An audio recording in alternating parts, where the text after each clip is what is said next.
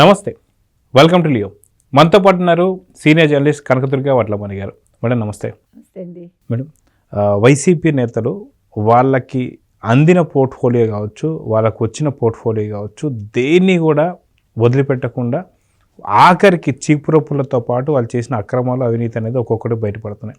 అయితే వేరే పోర్ట్ఫోలియో చేసినా తీసి పక్కన పెట్టచ్చు, కానీ తిరుమల తిరుపతి దేవస్థానానికి సంబంధించినటువంటి ఒక దేవదేవుణ్ణే నిలువు దోపిడీ చేసినటువంటి ఒక వైసీపీ నేతల గురించి తెలిసిందే. అది కల్తీ నెయ్యి కావచ్చు, లేదా పరకామణి కావచ్చు, లేదంటే మనకు విగ్రహాల ధ్వంసం కావచ్చు, అదేవిధంగా చూసుకుంటే మనకి బంగారం దోచుకునేది కావచ్చు, ఇవన్నీ చూస్తున్నాం. అదేవిధంగా తిరుపతికి సంబంధించి మనం చూసుకుంటే ఏదైతే విమాన వెంకటేశ్వర స్వామికి సంబంధించినటువంటి ఒక దానిపైన గోవింద స్వామికి సంబంధించి దాదాపు 50 కిలోల బంగారం అంటే ఎలా చూడాలంటే నిజంగా వైసీపీ నేతలకి ఆ దేవుడి పైన భయం, భక్తి ఉందా? నిజంగా దేవుడు ఎప్పుడు వీళ్ళకి ఆ కర్మ ఫలితాన్ని ఇవ్వబోతున్నాడంటే ఏం చెప్తారు? 30 విగ్రహాలు కూడా. అవును. అంటే నేను ఎన్నిసార్లు చెప్పినానండి, మీకు చెప్తూనే ఉన్నాను నేను. ఏమండి, ఇది పరకామణితో ఆగదు, కల్తీ నెయ్యితో ఆగదు, లేదు పట్టు వస్త్రాలతో ఆగదని చెప్పాను మీకు. అలాగే ఇప్పుడు ఇది బయటకు వచ్చింది. 50 కిలోల బంగారం అంటే నేను ఏమంటున్నానంటేనండి, వీళ్ళు అసలు 50 కిలోల బంగారం ఏ రకంగా దోపిడీ చేశారు అంటే, గోవిందరాజస్వామి టెంపుల్కి సంబంధించి అది ఉంటుంది కదా గోపురం, ఆ గోపురం తాపడం చేయడానికి బంగారాన్ని కొన్నప్పుడు వాళ్ళు 50 కిలోలు ఎలాగ వాళ్ళు తీసుకెళ్ళగలిగారు? ఇక్కడ 2 అంశాలు. ఒకటి, బంగారంగా తీసుకున్నారా, లేదు రసీదులు తీసుకుని ఆ బంగారం కొన్నట్టుగా వాళ్ళు డబ్బులు దోపిడీ చేశారు. అది వెరిఫై చేయాలి. అంటే దీని మీద ఒక సిట్ వేయాలి మీరు. సిట్టు మాత్రం ఖచ్చితంగా వేయాలి. సిబిఐ అవసరం లేదండి, సిబిఐని నమ్మాల్సిన పని లేదు. మీకు కావాలంటే వీళ్ళు ఒకవేళ సుప్రీంకోర్టుకి వెళ్ళి వాళ్ళు ఒప్పుకుంటే ఒక సిబిఐ ఆఫీసర్ని వేసుకోండి, అది కాదు. కానీ సిట్టు మాత్రం ఖచ్చితంగా వేయాలి. ఎందుకంటే ఇవాళ 50 కిలోల బంగారం వీళ్ళు తినేశారంటే ఇందులో జగన్మోహన్ రెడ్డి షేర్ ఎంత, సుబ్బారెడ్డి షేర్ ఎంత, కరుణాకర్ రెడ్డి షేర్ ఎంత, ధర్మారెడ్డి షేర్ ఎంత, ఇది తెలియాలి. ఇప్పుడు గోవిందరాజస్వామి గుడిలో చేశారు కాబట్టి అక్కడ అర్చకులకి దీంతో సంబంధం ఉండదు, ఎందుకంటే వాళ్ళకి తెలిసి వీళ్ళు చేయరు కదా. ప్లస్ అసలు అక్కడ తాపడం చేసేటప్పుడు మరి తాపడానికి ఏం వాడారు అంటే, బంగారం బదులు వాళ్ళు ఇత్తడి వాడితే అప్పుడు ఆ ఇత్తడి మెరుగు రావడానికి వీళ్ళు ఏం వాడారు, లోహాలు లేదా ఏదైనా కెమికల్స్ వాడారా, అది కూడా తెలియాలి. ఇది 50 కిలోలతో ఆగిందా, 100 కిలోల వరకు వెళ్ళిందా, వీళ్ళు ఇంకేమైనా చేశారా? నేను ఇక్కడతో ఈ స్కామ్స్ ఆగిపోతాయని చెప్పట్లే మీకు.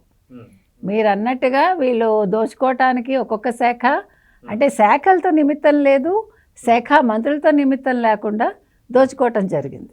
అయితే వాస్తవానికి మనం చూసుకుంటే గతంలో కూడా మనం చూసాం, ఏదైతే తిరుపతికి సంబంధించి వీళ్ళు ఆ కల్తీ లడ్డు ఏదైతే ఉందో, పవిత్రమైనటువంటి ఒక దేవుడి ప్రసాదమైన లడ్డును కూడా అపవిత్రం చేయడంతో పాటు హిందువుల మనోభావాలు కూడా పూర్తిగా దెబ్బతీశారు.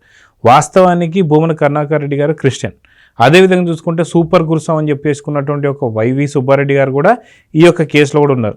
ఇవన్నీ తీసి పక్కన పెడితే అంతా కూడా తిరుమలకు సంబంధించి, తిరుపతికి సంబంధించి పూర్తిగా ఇంటర్లింక్ కనిపిస్తుంది. ఈరోజు పొద్దున్నే మనం చూసాం, చెవిరెడ్డి భాస్కర్ రెడ్డి మద్యం కేసులో అరెస్ట్ అయితే ఇటు వచ్చేసి ఇక్కడ కల్తీ నెయ్యి కేసులో ఆయన విచారణ జరిపారు దాదాపు 4 గంటల పాటు. ఇప్పుడు ఈ బంగారం సంబంధించి అంటే 50 కిలోల బంగారం సంబంధించి కూడా చెవిరెడ్డి భాస్కర్ రెడ్డిని బై 1 గెట్ 3 లాగా ఇప్పుడు దీంట్లో కూడా ఏమన్నా సరే మళ్ళీ ఇన్వెస్టిగేషన్. ఎగ్జాక్ట్గా నేను అదే చెప్పబోతున్నా. ఎందుకంటే ఇప్పుడు కొండ మీదే దోచుకుంటే ఎట్లా, కొండ కింద కూడా దోచుకోవాలనుకున్నారు కాబట్టి కొండ కింద రాజ్యం ఎవరిది, చెవిరెడ్డి. కాబట్టి ఇందులో చెవిరెడ్డి హస్తం కూడా ఉంటుంది. తుడాకు సంబంధించిన నిధులు ఆ యొక్క వెహికల్స్ కావచ్చు అన్నిటికీ వాడారు. తుడా వెహికల్స్ ని డబ్బు సంచీలు పంపిణీకి వాడుకున్నారు, చాలా చేశారు కదా, లిక్కర్కి సంబంధించి అన్ని వాడారు వాటిని. కాబట్టి ఖచ్చితంగా అంటే ఇప్పుడు ఇక్కడ మీకు ఒక 50 కేజీలతో ఆగి ఉండదు, ఇది బహుశా 100 కేజీల వరకు వెళ్ళి ఉంటుంది. అయితే ఇక్కడ ఇంకొక పాయింట్ ఏంటంటే, ఇంకేమేం చేశారు మీరు అంటే, ఇప్పుడు మనకి తెలిసి జుట్టులో కూడా అంటే స్వామివారికి ఇచ్చే తలనీలాలు ఏదైతే ఉందో అందులో స్కామ్ విన్నాం మనం.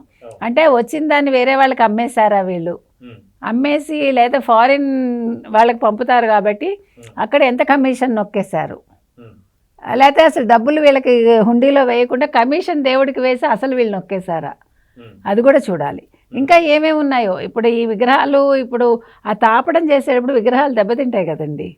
అంటే మీకు బంగారంతో చేయటం వేరు, ఇత్తడి వేరు కాబట్టి అట్లా ఏమన్నా దెబ్బతిందా? సో ఇప్పుడు ఆ విగ్రహాల పరిస్థితి ఎలా ఉంది? ఇప్పుడు ఏం చేయాలంటే డ్రోన్ కెమెరాస్ తోటి దాన్ని క్లియర్గా తీసి, అంటే అవి మొత్తం ఆ గోపురాన్ని మొత్తం అసలు ఏ పార్ట్ దెబ్బతింది, అసలు ఇది బంగారమా కాదా, ఏం పూశారు అనేది తెలుసుకోవాలి.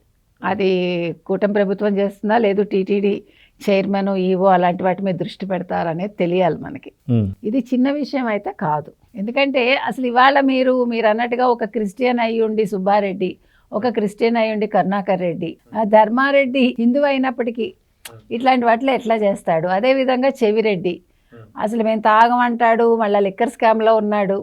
ఇవాళ దేవుడు నేను అంతా వేద పాఠశాల నడుపుతున్నాను, గోశాల నడుపుతున్నాను అంటాడు, నామాలు పెట్టుకుంటాడు, దేవుడికే నామం పెడుతున్నాడు. కాబట్టి ఇవాళ ఈ విషయాలన్నీ బయటకు రావాలండి. ఇది చిన్న విషయం అయితే కాదు. అందుకని ఇవాళ తిరుమలకి సంబంధించి ఇక్కడితో ఇవన్నీ ఆగవు, ఇంకా ఏమేమి ఉన్నాయి అనే దాని మీద ఒక పెద్ద అంటే కమిషన్ వేసి ఇంకెవరెవరు ఏమేమి స్కామ్స్ చేశారో తెలుసుకోవాలి. అంటే వాస్తవానికి కూటమి ప్రభుత్వం కూడా తిరుమల తిరుపతి దేవస్థానానికి సంబంధించి కంప్లీట్గా ఎన్నైతే శాఖలు ఉంటాయో, ఎన్నైతే విభాగాలు ఉంటాయో ప్రతి ఒక్క దానిపైన కూడా ఒకసారి సిట్ వేసి దేంట్లో ఏమేమి జరిగాయని చెప్పేసి చూడడం ముఖ్యమని చెప్పేసి అంటారంటారు. ఖచ్చితంగా. అంటే అసలు నియామకాల దగ్గర నుంచి ప్రతి ఒక్కటి, నియామకాల్లో కూడా చాలా అక్రమాలు జరిగాయి.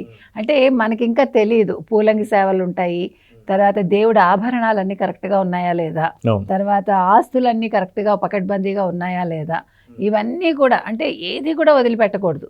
మనకి తెలియని అంశాలు చాలా ఉంటాయి కాబట్టి దేవుడికి సంబంధించి. అంటే వాళ్ళు ఏ వస్తువులు కొన్నా దేవుడి పేరిట, దేవుడి పేరు చెప్పే గతంలో మరమ్మతులు కూడా మాట్లాడుకున్నాం మనం, ఏ రకంగా తినేశారని. కాబట్టి అంటే అణువు వెంకటేశ్వర స్వామికి సంబంధించి తిరుమలలోని అణువు ఏదైతే వీళ్ళు ఖర్చు పెడతారో దాని మీద విచారణ జరిపించాలి. అదేవిధంగా కింద ఉండే గోవిందరాజస్వామి టెంపుల్ కావచ్చు, లేదా అలమేలు మంగాపురంలో అలమేలు మంగ దేవాలయం కావచ్చు, వీటి మీద కూడా మొత్తం పకడ్బందీగా అసలు వీళ్ళు ఏమేమి తగలేశారు, ఏమేమి మింగేశారు, ఏమేమి కొట్టేశారు అనేది మాత్రం విచారణ అంటే సిట్ విచారణ ద్వారా తెలుసుకోవాలి. వాస్తవానికి ఇలాంటి విషయాల్లో వచ్చేసరికి ఇప్పుడు ఏపీ కాబట్టి కొంచెం సైలెంట్గా ఉందా అని చెప్పేసి కొంత అందరు కూడా చర్చించుకుంటున్నారు. అదే ఒకవేళ ఇది నార్త్ ఇండియాలో ఎలాంటి చిన్న దేవాలయం జరిగినా సరే అది పెద్ద యుద్ధం కింద మారిపోతున్న సంగతి తెలుసు. గతంలో మనం చూసాం బాబ్రీ మసీద్ కావచ్చు, వీటన్నిటికి సంబంధించి చాలా చాలా పెద్ద పెద్ద ఇష్యూస్ అయ్యాయి. కానీ కళ్ళెదురుగానే వైఎస్ జగన్మోహన్ రెడ్డిని పెట్టుకొని వీళ్ళు చేసినటువంటి ఒక ఇన్ని ఏమంటారు అన్నమాట అరాచకాలు కావచ్చు, అవినీతులు కావచ్చు, దేవుడిని నిలువు దోపిడీ చేసినటువంటి ఒక వైసీపీ నేతలపైన ఇప్పుడు హిందువులకు సంబంధించినటువంటి ఒక సంఘాలు కావచ్చు, లేదంటే ఏపీ ప్రజలందరూ కూడా కేసుల మీద కేసులు పెట్టాలని చెప్పి డిసైడ్ అయిపోయి. కేసుల మీద కేసులు అక్కర్లేదు. ఇప్పుడు నిన్న పవన్ కళ్యాణ్ చెప్పారు చూడండి, బుల్డోజర్ సంస్కృతి తీసుకొస్తాము, యోగి ఆదిత్యనాథ్ లాగా అన్నారు కదా.